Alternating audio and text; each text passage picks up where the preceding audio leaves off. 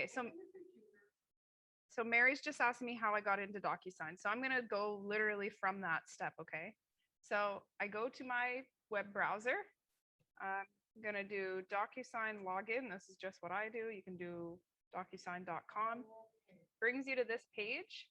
You're gonna put in your email address. Mine's already here because I've already logged in here. But you're gonna add yours, Mary. And then I'm gonna put in my password and log in. Okay, so this is how I get to DocuSign on its own. If I want to just use that platform completely independently, I'm doing it this way. Okay. So DocuSign, one second. DocuSign has a couple ways you can do things. This is going to be the main dashboard that you get to when you come in to DocuSign. So I can actually drag a document here. So like if I had a document on my desktop, I can drag it from my desktop into this box. Okay. I can start an upload, right? Do I want to send an envelope? Do I want to sign a document? Do I want to use a template? I can do it that way.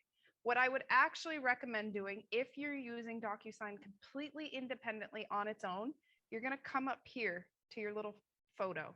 Okay. Sorry, Alex. Yeah. I don't see the screen. It's sorry. It's very cut off. Yeah. 1 second. That's my fault. Can you see it now? Yes, I can. Okay, good. I'm sorry. Okay, so what I like to do if you're using DocuSign on its own, come up here to your little photo.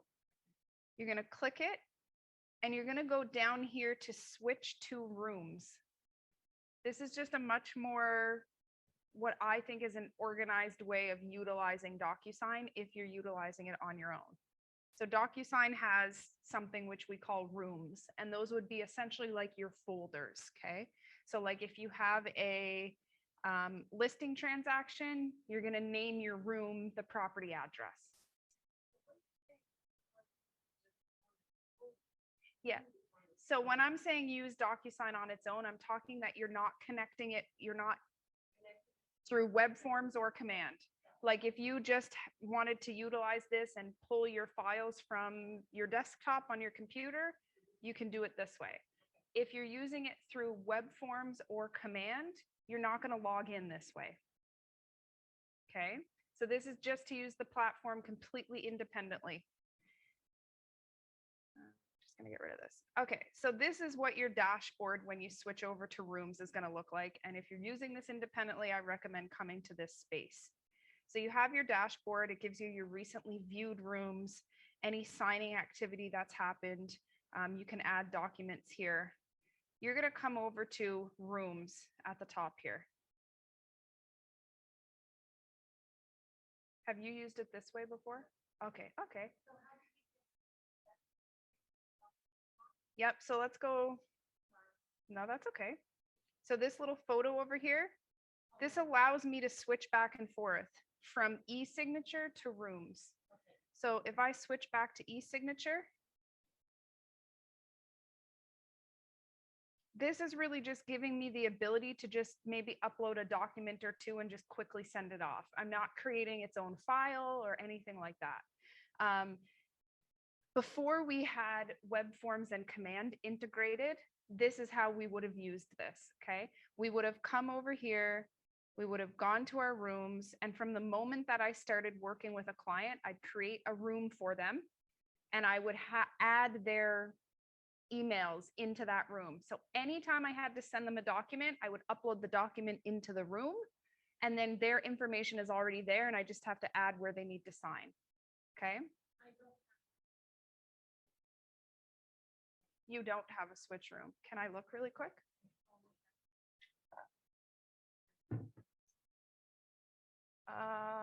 Okay, so this looks different than mine.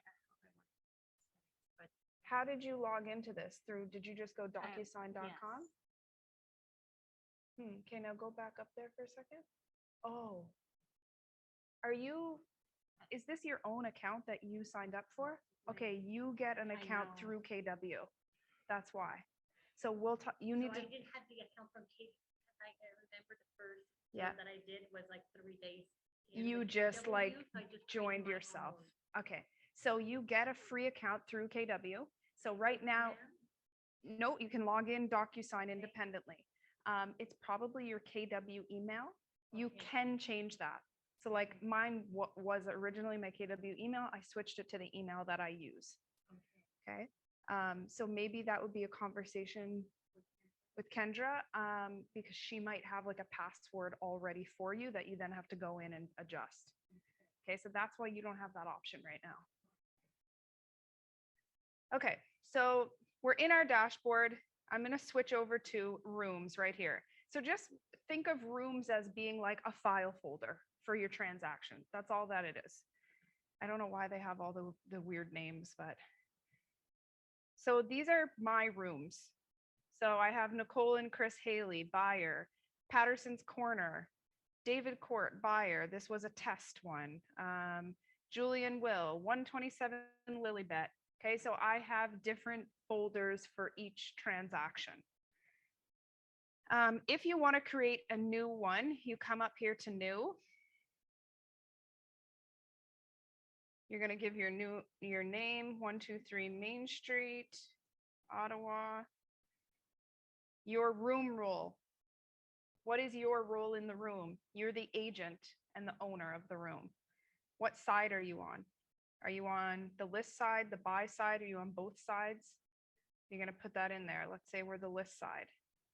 You always have to change the location to Canada. You can add a photo if you want to help yourself keep organized. I don't ever do that, but you can. And you're going to come up to the top here and click save. Okay, so you've essentially just created a folder for your room. Now you're in your room. See, we can see it up here at the top, 123 Main Street. You've got your details. You can click over to any documents that you may have uploaded. People. So automatically, Keller Williams admin, Keller Williams integrity, Keller Williams, oh, this is my old market center in Halifax. And then yourself, you're automatically in there, your email and everything. What I like to do is invite people to the room. Okay. This way I don't have to enter their email address every single time I need to send them a new document. They're already a part of the room and I can just click and add their name. So you're going to invite, I'll just invite one of my other email addresses. I'll just call myself Allie because it won't recognize it. And you're going to select the transaction side. I know I'm on the list side. And the role of this person I'm adding, they're my client. Okay. If you click here on view permissions, you guys really don't need to do that, but just so you know what that button is, it just says what they can and can't do. Okay. You don't really need to utilize that, so just ignore it. So at that point, I'm going to click invite.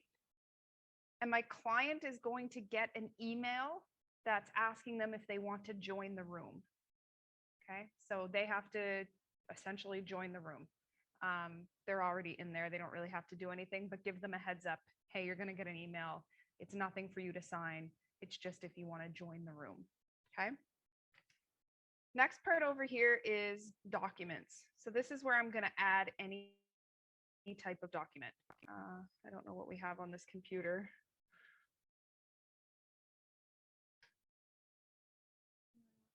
Those. Okay, so I'm just going to upload a file. I'm going to click it here, and then I have a few options at the top here. So the ones you're mostly going to use, I can email this directly to somebody. I can create an envelope. That is literally just meaning that you're sending it for signature. But every single, I hate all the terminology they use. Every time there's an envelope, it's just a particular document or a group of documents. Every time you send an e-signature, a new envelope is created. Okay. So then you could come up here and go to envelopes and there's going to be a list. So if you've sent your client 3 separate things to sign on 3 different days, you're going to have 3 different envelopes in here. Okay. It's a little confusing. So I'm going to click on this, and I know that I want to have my client sign it. So I'm going to come up to the little pen here.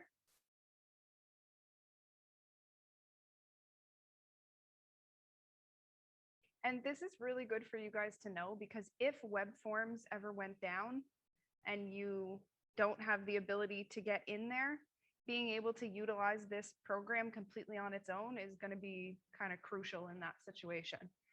So it's just good to have the insight. All right, so here you have the envelope name. So what do I want to name this envelope? Well, this is my APS. I'm sending them the APS and confirmation of co-op. This can be however you want to keep it organized, okay? So I know that in this envelope, it's those 2 documents. You can add more documents over here if you want to add more. Here, I'm adding my recipients. So who needs to sign this? So when I click add recipient, I get 2 options. Situation, I've already added the client to the room. Remember, I sent them that invite. So I can click here and I'm going to get a list of all the people that are in the room already. Okay, so I can click myself. I have to sign it, and Allie has to sign it. And I'm going to add selected. And it will look something like this. Okay. If I need to add a recipient via their email address, I have not invited them to the room yet. I can click email address. I get another box and I just put their information in. Okay. And then I can add that. Anybody that I need to remove, I just remove. If you're doing it via the email address method, you have to add them every time you send a new document.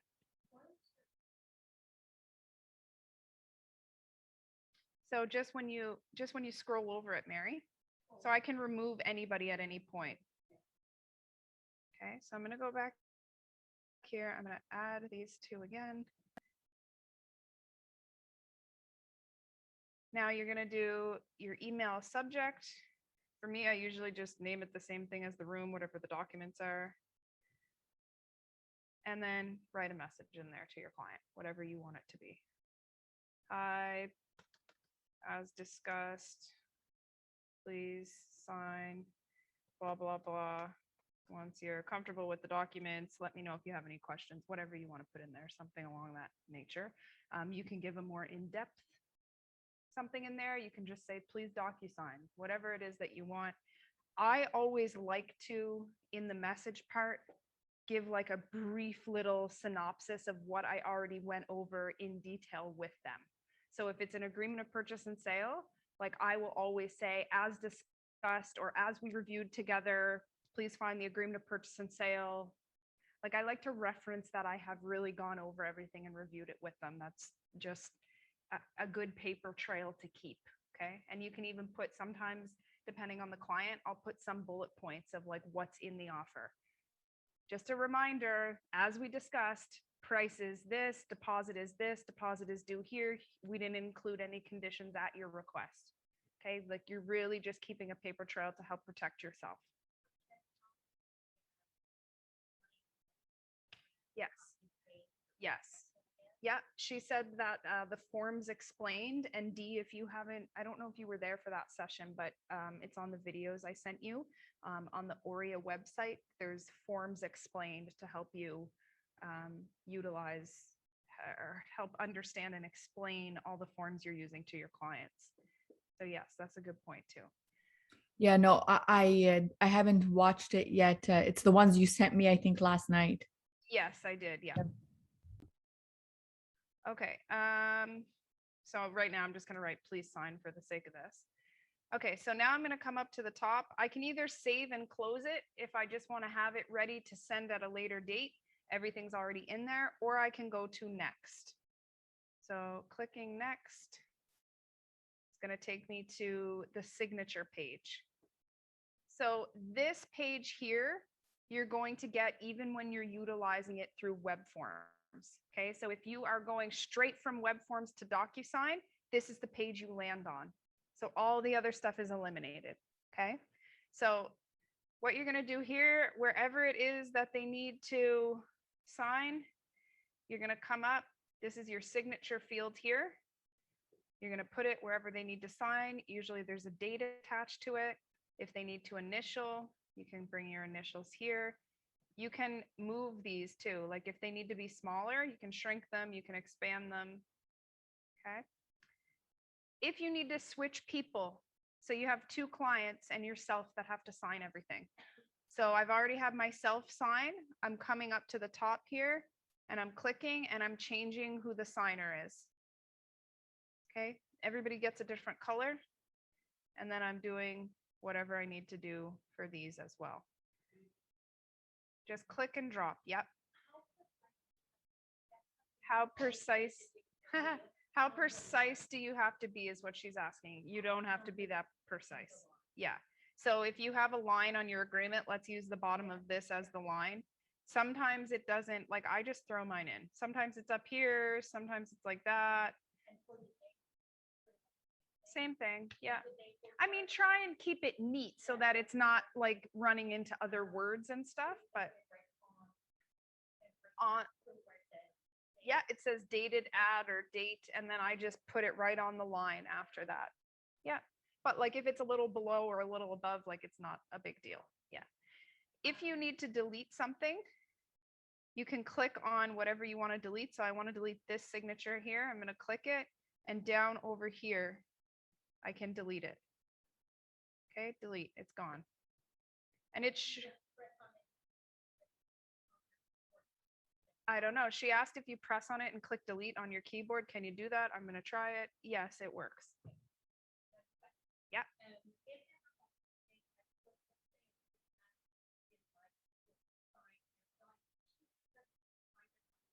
Okay, let's go back to that. Let me just finish doing this part and we'll go back to that. She asked if she put somebody in her people to sign, and then she realizes that she actually doesn't need that person to sign. Like, how do you remove it? I'll do that in a second. We'll just go through this quickly.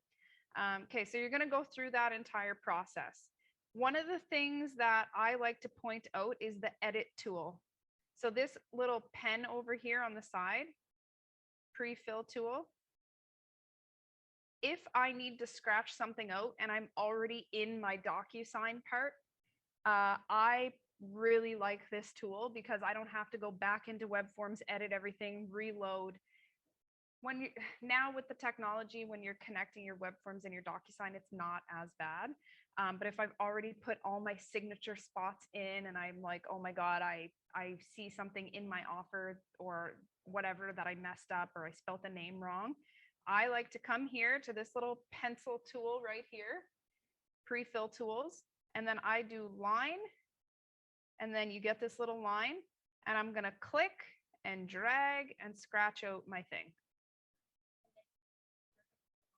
Yeah, and then, so what you do is you then come here, and I'm gonna have to change it. It either has to be something completely scratched out or I'm making an adjustment. So I can click the text box here, and then I get a text box, and it's not supposed to say 1 tip, it's supposed to say $1. I don't know. Okay. So I'm putting that in, and then the client has to initial the change. You do not have to initial the change. I always do. Just to cover all bases, I will put my initial there as well. So I'm going to come back up here to my standard fields. I'm going to click initial, and everybody has to initial. Okay, by that change. So that's a really great little tool to use. You also have all kinds of other stuffs like checkbox. So if you forgot to check something off, you can click that, double click it, it will fill it in. If it's a checkbox that you want your client to tick, you can just put the checkbox, and when they get it, they can double click it.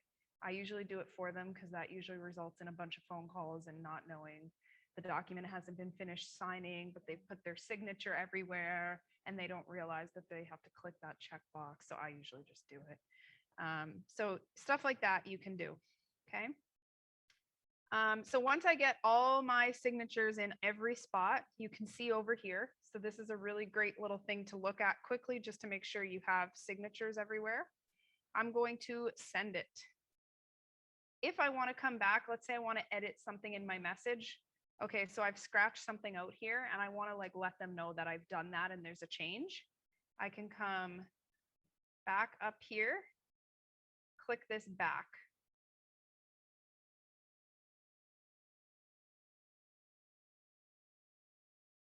And then I can adjust my message. Made change to whatever. Yes, very good. So whoever you've put in here, like she said, if you put somebody in that wasn't supposed to be there, you can come back to this spot and you're just literally going to remove them with the X. Okay. And then you just go back to next. So it's a lot, but once you use it a little bit, it's pretty simple. And then we're just going to click send. So it's saying that I haven't added any fields for one of these people. So it's asking me if I want to send it without fields or add fields, and I'm just going to send it without. Oh, of course. Somebody's email address is invalid. Let me see here.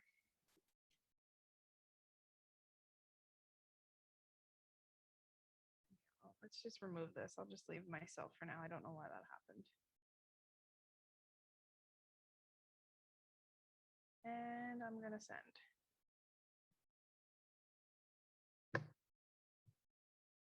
Recipient LD. I don't know what that means.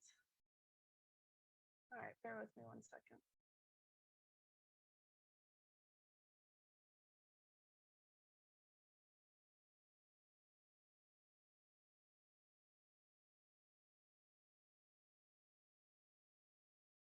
I don't know why that's happening.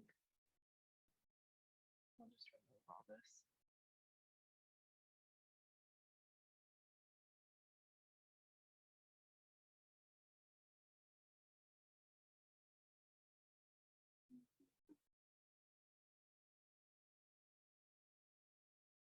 All right, so now there's just one signature, which should be for me.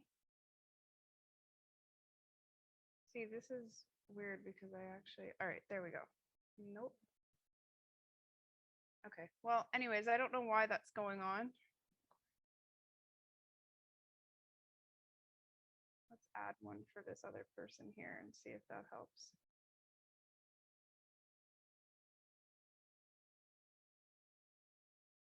Oh, it's because I don't have an email address for this one. I just put a name. Okay, so that's why I didn't put an email address for this because I was just giving an example. So we'll just ignore that. Anyways, you're going to send it here. Your client's going to get an email and they're going to go in and sign everything. The second that your client is finished signing, they've filled in all the fields, they've clicked finish, you should get an email back with the completed documents. So this is what the you've been invited to a room email looks like. Just so everyone can see. They do not need to activate their account and join. Okay, make sure they understand that. They do not need to sign up for DocuSign. They don't need to pay for anything. Just let them know they're going to get this email, but they don't need to do anything with the first email for the invite. They only need to do it when it's something they need to sign. You don't have to, no. You can just do the add the email and the name in that spot. Remember, you can go here. And you can do add recipient by email address, right? Okay. Okay, so that's kind of how you use it independently. I'm going to save and close this. I can go back and forth to the details, to my documents, all that great stuff. You can look at it like this just to double check it. And I can go back to my dashboard. Okay. Once everything has been signed, let me see if I have one here that I could show you. DocuSign completed.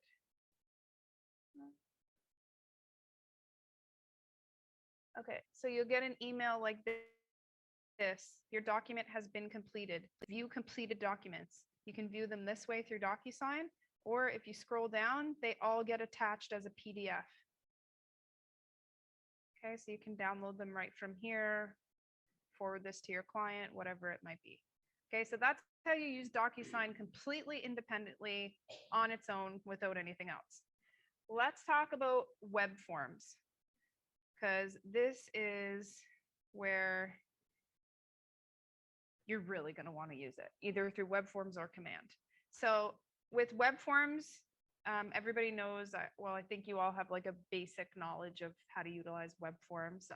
You will, and if you need support, let me know. So here you're going to have your transactions, right? So actually, let me start from the beginning. So we're on web forms and we're in our dashboard. So we got to web forms by logging into our Ottawa real estate board and then clicking the web forms icon. I'm going to just take this from the beginning. Okay, so we are in our web forms. This is your main dashboard. Everybody's is going to look different. You can change how this looks. This little lock up at the top here, if you unlock it, I don't know how to use a Windows computer. Okay. If you unlock it, you're going to get all these things and you can add or remove anything to your dashboard. So whatever items you feel are important to have on here, you can add them. This is what I like to have. My transactions, my templates, email, all my transactions here, and a list of forms if you just want to look at individual forms. Okay. This one I don't even ever use, but you can utilize it. And then you're going to lock it back up when you're done.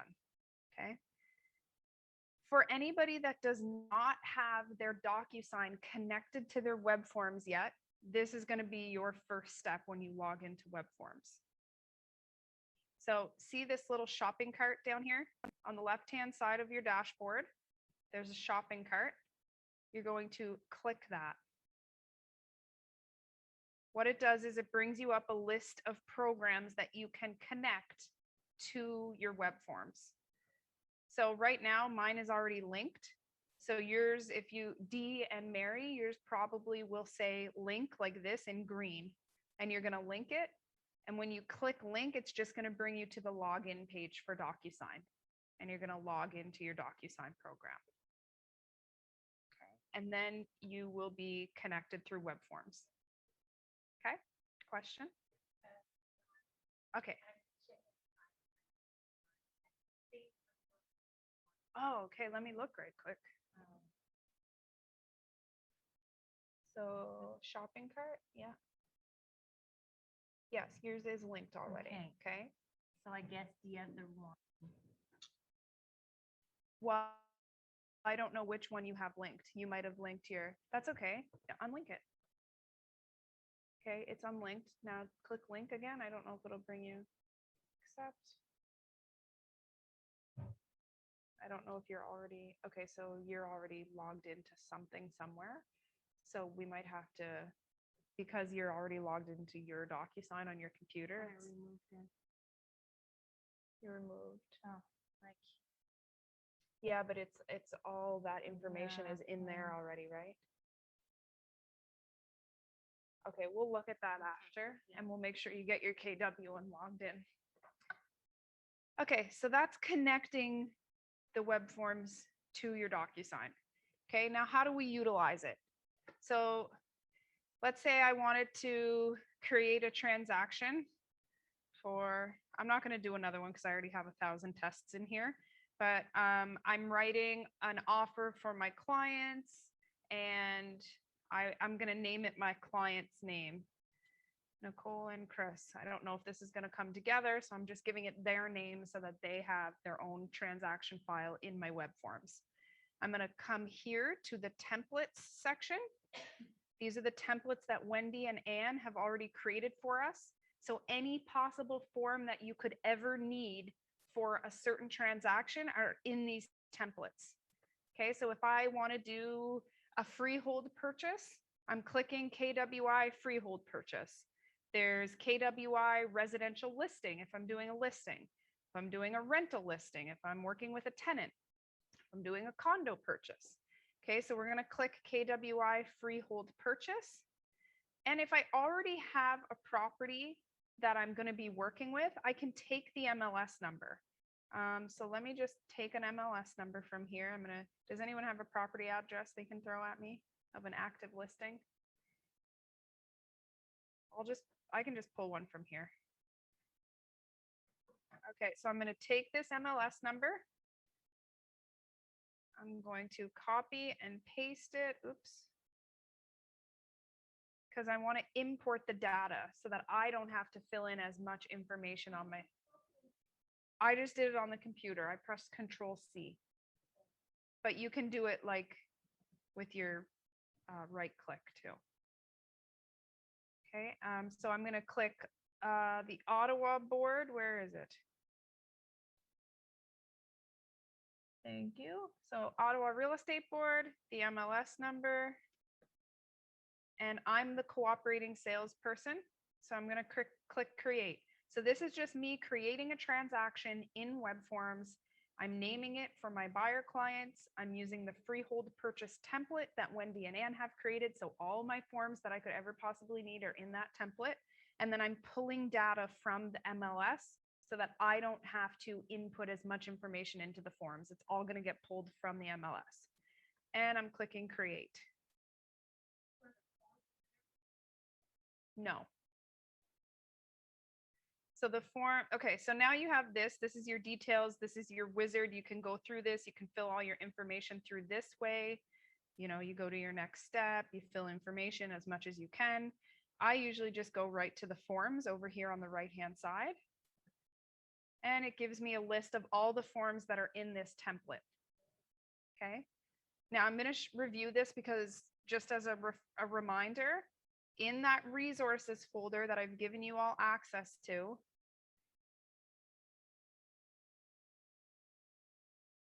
right, in the Google Drive, when you go to shared drives or shared with me, you're going to find this resource folder.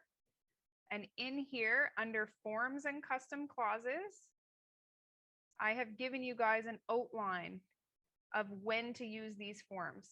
Okay, because Ann and Wendy have given you all the forms that you could possibly need for a transaction, but you're not always going to need all of them, and they're all used at different points. So this is a guide. At the original point of starting to work with a buyer before a sale, here's what you need. Here's what needs to be signed. This is required, but it doesn't need a signature. At the time of making an offer, these documents need to be signed by the buyer and sent to the listing agent, et cetera, et cetera. Okay, so if you're not sure what to do with these forms or where they go, well, number one, you're calling me, well, you're texting me first, and then we're setting up a time to meet and go over everything together, because you're not doing anything on your own if you've not completed 3 buyer transactions or 3 listing transactions yet. I'm doing it with you, and then I'm going to show these resources to you again, just as a reminder, and we're going to go through it together. Okay. Mary, did you have a question? Sorry. Okay. I answered it somewhere in there. Okay, good. Okay, good. Okay, so let's talk about how to use DocuSign. Okay, so you can click any of these forms and you can start filling them in this way. Okay, you're going to start filling them. Acknowledged by Alexandra Walker. This is a buyer. We understand that Keller Williams, Integrity Realty, da da da da da. Okay. I also want to get them to sign the buyer representation agreement. So here I can press save. I can save it as a PDF. I can save it as an editable PDF. You guys will have to just kind of explore some of this stuff on your own if you want to print it. I always like to go back to open form, and then it gives me all my forms. Whatever form, so I've now finished filling the ones that I need, and now I want to start sending them to the buyer. So I'm just going to click whatever ones I need. So I need my working with a realtor, I need my buyer rep, and I need my KWI privacy matters. So all the ones that I've clicked are going into my basket here. So I'm going to click on my basket and I get this, a list of the forms I need. If I accidentally clicked one, I can remove it here.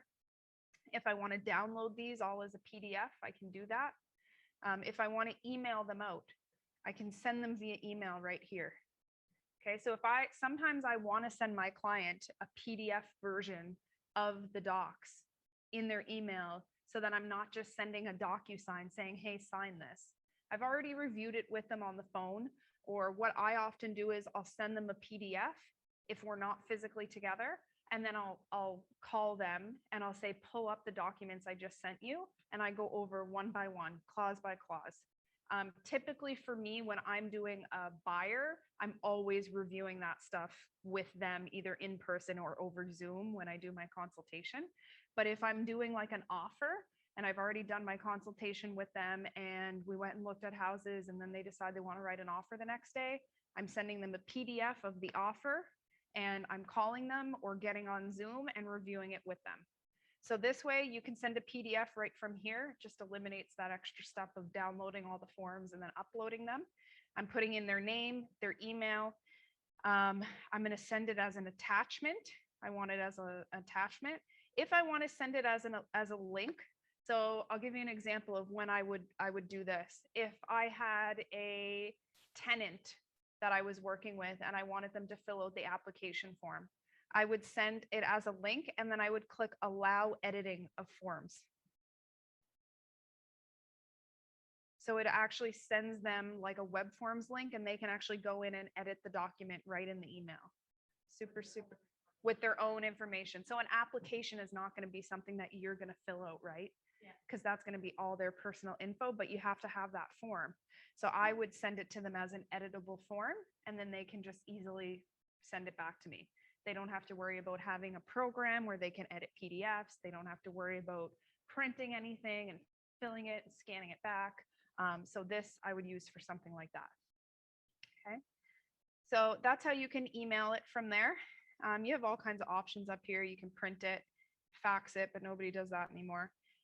This is your DocuSign. Okay. So this little pen here, when I scroll over it, it says send to DocuSign. Okay, so this is how I utilize DocuSign. I go into Webforms, I do all my forms, and then I go to this portion. So the first way that I showed you of utilizing the DocuSign program on its own, I used to do that prior to knowing that this existed or prior to this ever existing. Now I only use it this way. So I'm going to click. These are the 3 docs that I want them to sign. I'm going to click here. You've already connected it. Once your DocuSign is connected to your web forms through that little shopping cart that I showed you, you should always have that pen as an option. If you don't see that pen, it means you have not connected your DocuSign. Now see, we're back to this. So instead of doing all the login through DocuSign and creating a room and everything, we get right to this portion. And all the documents that I've selected from web forms are in here. And then I go to my add recipients and I start that process. One of the things that Veronique mentioned is that you can set a signing order. See this little tab here? You can set a signing order for the people that are signing. So what does that mean? It means that there's an order in which the emails get sent. So one second.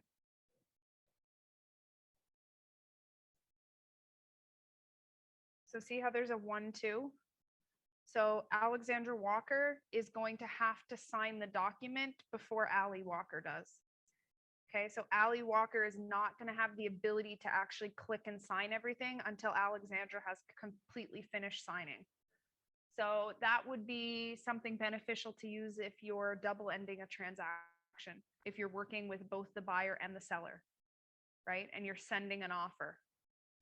Somebody has to sign it first, typically the buyer in that situation. Or if you're writing an amendment and you're working with both people, you're going to want one person to sign it first and then the other person's going to accept it.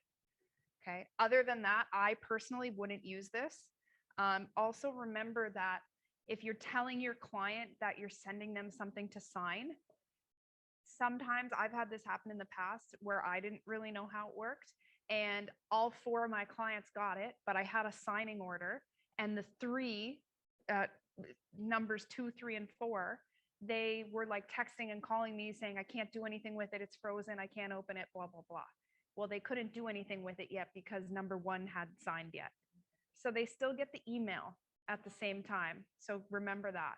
They all get the email at the same time, but they'll only be able to sign it in order. Okay. So that is how you do that. And then this is all the same process. You're going to put your signatures in, your initials in, And again, remember, because you don't have this option at the beginning when you go through web forms, this is the first page you land on. You want to come back and you want to set this up properly so that it has a proper subject line and a proper message, because this is just going to give it the name of whatever you named your transaction in web forms. So I always come back and I change this out and I put a message in there. And then you just go back to your next. Okay. Questions? I know this is like a ton of information. As you use it, it will become more easy. I don't expect you to remember everything. What I would say to remember right now is to connect your DocuSign to your web forms through that little shopping cart. Remember that there are transaction templates for each sale that you're doing, and that you can import data from MLS. It'll save you a ton of time. And then all you have to do is click that little pen. That little pen is where you, when you're ready to have somebody sign. There was one other thing I wanted to mention. I just lost my train of thought. Hold on a second. I gotta look now and remind myself. Oh, another thing you can do, this is just like a little extra tip here. You can actually go right to web forms from MLS. So you're on a listing and you know that you want to write an offer on that listing. Somebody in the PC group taught me this. I can't remember who. It might have been you. No, Dora, probably. Dora always teaching me stuff. So see this is the web forms logo. This here on the side, this is on every listing. So if I'm writing an offer on this property, I can click this little web forms logo and it actually creates a transaction kit for me.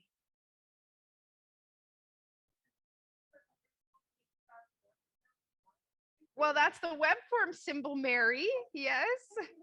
See? Yes.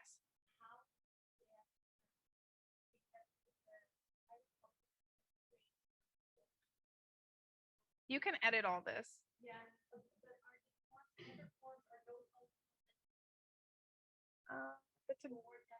That's a really good question. Let me look. I believe so. Yes.